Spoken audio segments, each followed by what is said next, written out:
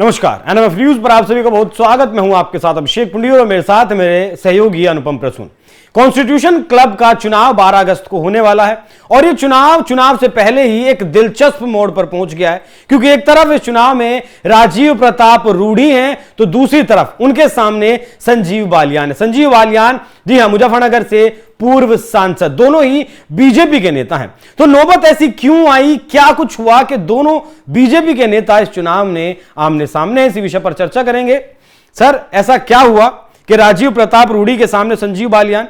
कुछ मतलब मैचिंग सी नहीं लगती बात। सबसे बड़ी बात कि 25 सालों से यहां पर राजीव प्रताप रूडी का दबदबा है। राजीव प्रताप रूडी ने कॉन्स्टिट्यूशन क्लब को सजाया, संवारा, और एक समझिए कि ऐसी चीज थी कि वहां पर एक पेड़ हुआ करता था। उस पेड़ के नीचे जो सांसद थे, जो उस समय जाते थे संसद भवन, वो वहां पर कभी पेड़ की छाव के नीचे बैठ जाया करते थे। वहां पर कभी बैठ गए, आपस में गपशप कर लिया, और वहां से इसका पूरा आइडिया है कि एक कॉन्स्टिट्यूशन क्लब होना चाहिए, और ताकि जो सांसद हैं वो एक जगह बैठ सके, मेल मिलाप का कोई एक उनका सिलसिला चले।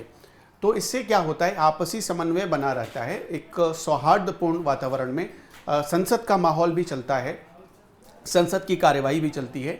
तो इसके हिसाब से एक प्लानिंग की गई थी कॉन्स्टिट्यूशन क्लब बनाने की, लेकिन उसी प्लानिंग को एक तरीके से ज़मीन पर उतारा, उसको कॉन्स्टिट्यूशन क्लब के रूप में शक्ल दी, उसको आधुनिक बनाया। वहाँ एक इमारत थी लेकिन उसको बड़ा आधुनिक बनाया, मतलब कचरा घर था वहाँ पर, उसको एक समझिए कि एक रॉयल पैलेस की तरह डिज़ाइन किया गया, और ये सब कुछ किया राजीव प्रताप रूडी ने। इसी वजह से वो 25 साल तक लगातार यहाँ को लीड करते रहे, मतलब इस जगह को लीड करते रहे, और यही वजह है कि वो ज़्यादातर सांसदों के पसंद भी हैं। ज़्यादातर सांसद या पूर्व सांसद, जो भी वोटर है, करीब 1200 वोटर होते हैं यहाँ पर, लेकिन जो भी वोटर है वो यहाँ पर ज़्यादा दबदबा रखने वाले राजीव प्रताप रूडी के साथ खड़ा रहता है। यही सबसे बड़ी वजह है कि उन्होंने एक शिल्पकार माना जाता है। जैसे किसी चीज़ का आइडिया आपके दिमाग में आया, या किसी ने आपको बताया कि हम ऐसा करना चाहते हैं, और उस आइडिया को आपने हूबहू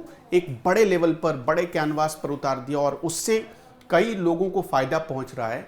तो इससे बढ़िया बात क्या हो सकती थी? राजीव प्रताप रूडी वही शिल्पकार रहे। इसके चुनाव की प्रक्रिया क्या है, चुनाव जब जीतते हैं तब कैसे काम करते हैं, क्या कुछ काम करना पड़ता है, वो सारी चीजें अगर आप जानकारी हमें दें। देखिए, सबसे पहले तो आपको हम ग्राफिक्स के जरिए भी हम अपने चाहते हैं कि दर्शकों को कुछ समझाते रहें। कॉन्स्टिट्यूशन क्लब के चुनाव के बारे में उनको जानना चाहिए। कॉन्स्टिट्यूशन क्लब की स्थापना आज़ादी से पहले फरवरी 1947 में हुई थी। संविधान सभा के सदस्यों को, देखिए, इसको बनाया इसलिए गया था कि संविधान सभा के जितने सदस्य हैं उनके बीच एक संपर्क और संवाद के लिए कोई जगह होनी चाहिए, वो कहीं बैठ सके, इसलिए इसे खोला गया था, इसकी नींव रखी गई। ये संविधान सभा के सदस्यों का मिलने का स्थल था। लेकिन बाद में क्या हुआ कि यहाँ पर जितने मौजूदा सांसद हुए या पूर्व सांसद हुए, उनके बैठने का भी एक ठिकाना बन गया, मतलब बैठ के आपस में बातचीत करते थे। क्लब के संविधान, उसका एक कॉन्स्टिट्यूशन क्लब का एक संविधान भी बना, और उसमें तय किया गया कि लोकसभा के जो पदेन अध्यक्ष होंगे, यानी कि जो लोकसभा के स्पीकर होंगे, वो इसके अध्यक्ष होंगे। जैसे कि अभी ओम बिरला लोकसभा के स्पीकर हैं, तो वो इसके अध्यक्ष माने जाते हैं। अब यहाँ पर एक कंफ्यूजन वाली स्थिति है। अभी चुनाव सचिव पद के लिए हो रहा है, सचिव पद के लिए, क्योंकि सचिव ही सारी व्यवस्था को देखता है और करता है। इस हाई प्रोफाइल चुनाव में करीब 1200 सांसद, पूर्व सांसद वोटर के तौर पर रजिस्टर्ड हैं। अब हैरानी इस बात पर है कि सोचिए, चुनाव में दो जो चेहरे हैं वो दोनों बीजेपी से जुड़े हुए हैं, और उन दोनों चेहरों में से किसी एक को जीतना है। और वोट कौन करेगा? प्रधानमंत्री नरेंद्र मोदी, अमित शाह, कांग्रेस नेता सोनिया गांधी, राहुल गांधी, मल्लिकार्जुन खड़गे, और बीजेपी के भी तमाम मंत्री जो कैबिनेट मंत्री हैं या राज्य मंत्री हैं, वो वोट करेंगे कि बीजेपी के ही इन दो चेहरों में से कौन चुना जाए, आगे बढ़ेगा।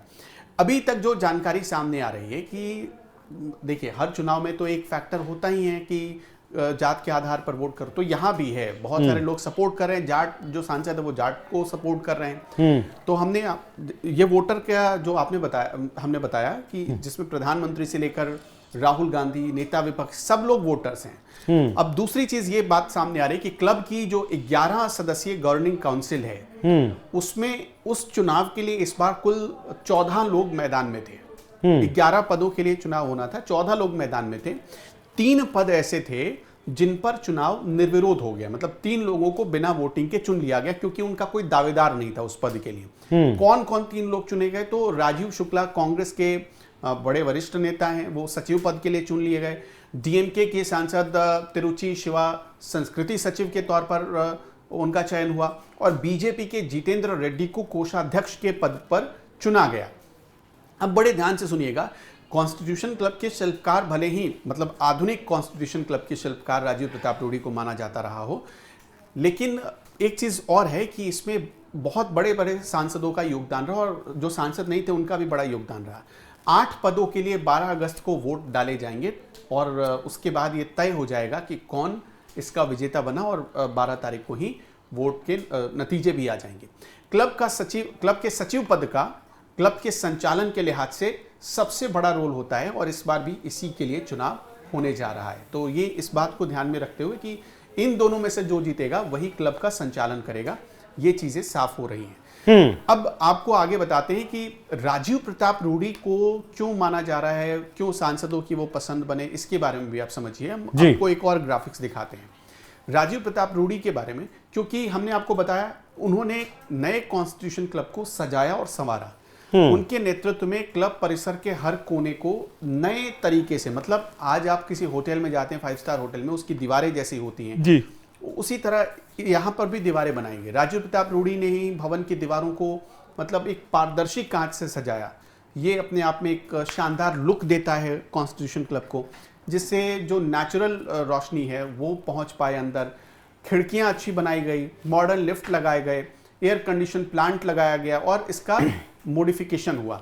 200 साल पुराना, मतलब कॉन्स्टिट्यूशन क्लब में आप जब जाएंगे तो वहाँ एक पेड़ है 200 साल पुराना, जिसके छांव के नीचे जो सांसद बैठकर कभी खेल लिया करते थे, कभी कुछ खाते थे। लेकिन अब उसके बाद जब आप देखेंगे तो आज चीज़ें बदल गई हैं। वहाँ पर एक मतलब बहुत बड़ा कैफ़े बना दिया गया है जहाँ आज लोग बैठते हैं। यहाँ पर एक CPDW का एक बहुत बड़ा कबाड़ घर हुआ करता था जहाँ पर गंदगी कचरे का अंबार होता था, लेकिन आज वहाँ पर 365 दिन ऐसा बोर्ड रूम और सम्मेलन मतलब कॉन्फ्रेंस रूम बनाया गया जहाँ पर जिसे 365 दिन लोग बुक कर सकते हैं या बुकिंग उसकी होती रहती है। सांसदों के लिए यहाँ स्पेशल रेस्टोरेंट बनाया गया है, पूर्व सांसदों के लिए लाउंज बनाया गया है। इसके अलावा वहाँ सैलून, स्पा सेंटर, सब की व्यवस्था कराई गई। और बड़ी बात यह है कि सिर्फ सांसद ही नहीं, जो भी इसके मेंबर है, चाहे वो पूर्व सांसद हो, वो भी इसका मेंबर हो सकता है। राजीव प्रताप रूडी के नेतृत्व में ही क्लब परिसर के हर कोने को एक नए तरीके से मॉडिफाई किया गया। तो ये इसकी बहुत खास बातें थी जी। इसी वजह से राजीव प्रताप रूडी को लोगों ने, आपने देखा है कि उनको 25 साल से उन्हें वहां रखा उस पद पर। और सबसे बड़ी बात कि राजीव प्रताप रूडी को लेकर कौन आए थे, हम बहुत संक्षेप में ये भी जानकारी देना चाहते हैं अपने दर्शकों को ग्राफिक्स के जरिए कि राजीव प्रताप रूडी को साल 1998-99 में लोकसभा के अध्यक्ष स्वर्गीय GMC बाल योगी लेकर आए थे। उनको इनके आइडिया, मतलब इनकी जो डिजाइनिंग थी, इनके जो सोचने का अंदाज था, उस समय यंग ये लीडर हुआ करते थे, तो विजन कमेटी उन्होंने बनाई बाल योगी साहब ने। सांसद राजीव प्रताप रूडी को क्लब के पुनरुद्धार की जिम्मेदारी दी गई और बड़े अच्छे से, बड़े क्रिएटिव तरीके से इन्होंने पुनरुद्धार किया। इस वजह से राजीव प्रताप रूडी बहुत आगे बढ़े इस पूरे मामले में और 25 साल तक वो सबकी पसंद रहे। नॉर्थ एवेन्यू के सांसद फ्लैट्स की डिजाइनिंग भी रूडी ने की, जिससे शहरी विकास मंत्रालय ने बाद में मान्यता भी दी। तो इस हिसाब से बहुत ज़्यादा काम किया राजीव प्रताप रूडी ने। स्विमिंग पूल बनाया, वहाँ पर रिजॉर्ट शैली में इसे बदला गया, सेफ्टी की सारी वहाँ पर व्यवस्था की गई, वहाँ पर इलेक्ट्रिसिटी बैकअप की व्यवस्था की गई। ये सारी चीज़ें, अब देखिए उसमें जय शाह ने भी बड़ा रोल अदा किया, उन्होंने भी बहुत पैसे दिए थे। एक बार शरद पवार ने भी बहुत वहाँ पर बड़ा पैसा खर्च किया। तो इस तरह से सांसदों के सहयोग से ही कॉन्स्टिट्यूशन क्लब को आगे चलाया जाता है। कोई सरकारी अनुदान नहीं मिलता है, तो एक उनके सहयोग से, उनके समन्वय से ही, और सबको जब सबको साथ लेकर चलेंगे तभी समन्वय बनेगा। तो उनके समन्वय से ही इसको इम्प्लीमेंट किया गया, जिसका नतीजा रहा कि पक्ष हो या विपक्ष सबकी पसंद रहे राजीव प्रताप रूडी। तो फिर सर अब ऐसी क्या नौबत आई कि राजीव प्रताप रूडी जिन्होंने इतना काम कॉन्स्टिट्यूशन क्लब के लिए किया, संजीव बालियान उनके सामने चुनाव लड़ रहे हैं? देखिए, इसमें 2 तरह की बात आ रही है। एक तो संजीव बालियान को लेकर जो जानकारी मिल रही है वो ये कि उनको अमित शाह ने ऐसा कहा कि आप चुनाव लड़ जाओ। लेकिन ये बात जो संजीव बालियान गुट है उसकी तरफ से कहा जा रहा है। दूसरी तरफ ये भी जानकारी आ रही है कि संजीव बालियान और राजीव प्रताप रूडी की पिछली बार मतलब कुछ महीने पहले एक मीटिंग में बहस हुई थी। उस बहस में एक बात आ गई थी, संजीव बालियान ने कहा था कि मैं इस बार चुनाव लड़ूंगा, तो और उन्होंने मतलब आपको पता ही है कि एक जाट का स्वभाव है, तो उस हिसाब से उन्होंने बोलते हुए कहा कि हम चुनाव मैदान में उतरेंगे और उसके बाद ये तय हुआ कि वो चुनाव मैदान में उतरकर चुनाव लड़ेंगे। अच्छा, ऐसा मतलब अफवाहें हैं कि अमित शाह की तरफ से इन्हें खड़ा किया गया। अच्छा, प्रक्रिया चुनने की आपने बताया। एक आखिरी सवाल के जैसा आपने बताया कि राहुल गांधी हों या फिर कांग्रेस पार्टी के लीडर हों या फिर अपोजिशन के जितने भी लीडर हों, ये होता है कि आपको वोट डालना ही डालना है या फिर मर्जी की बात है कि डाला ठीक है, नहीं डाला तब भी ठीक है? वो आपकी मर्जी की बात होती है। जैसे कोई वोट डालने के लिए आप पर दबाव नहीं बना सकता, वैसे ही कॉन्स्टिट्यूशन क्लब का चुनाव होता है। लेकिन चूंकि सांसदों की अपनी रुचि होती है कि सांसदों के लिए ही स्पेशल बनाई गई है, तो उसमें हर सांसद जो कि पूर्व हो या भूतपूर्व हो या कि वर्तमान का सांसद हो, उसकी रुचि होती है, वो अपनी दिलचस्पी दिखाकर वोट करता है। ठीक है सर, बहुत धन्यवाद हमारे साथ जुड़ने के लिए और इतनी गहन जानकारी कॉन्स्टिट्यूशन क्लब के चुनाव को लेकर देने की।